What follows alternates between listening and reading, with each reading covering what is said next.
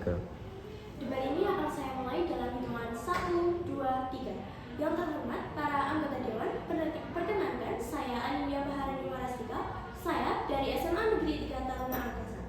Saya diharapkan Anda hari ini untuk mengajukan sebuah mosi yang menurut logika saya tidak terbantahkan, yaitu Dewan ini lebih memilih sekolah menengah yang mengadopsi modal pendidikan klasik daripada modal pendidikan progresif.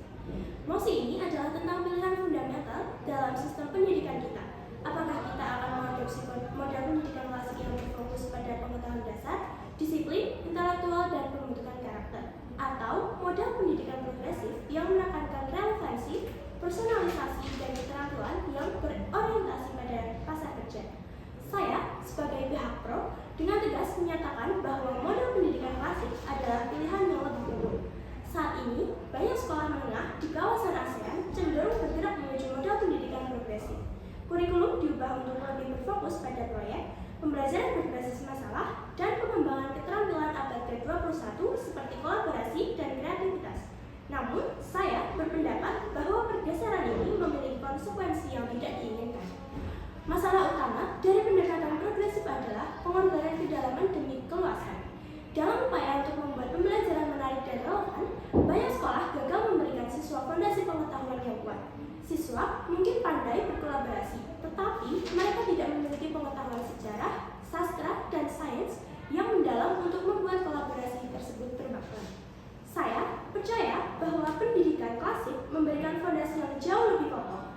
Ini bukan tentang menghafal fakta-fakta kuno, melainkan tentang membangun pikiran yang terstruktur dan logis.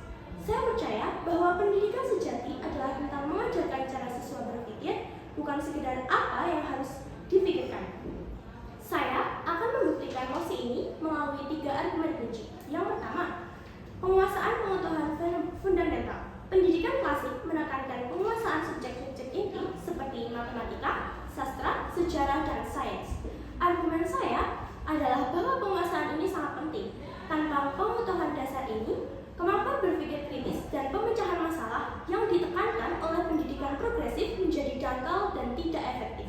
Yang kedua, pembentukan keterampilan berpikir logis dan kritis.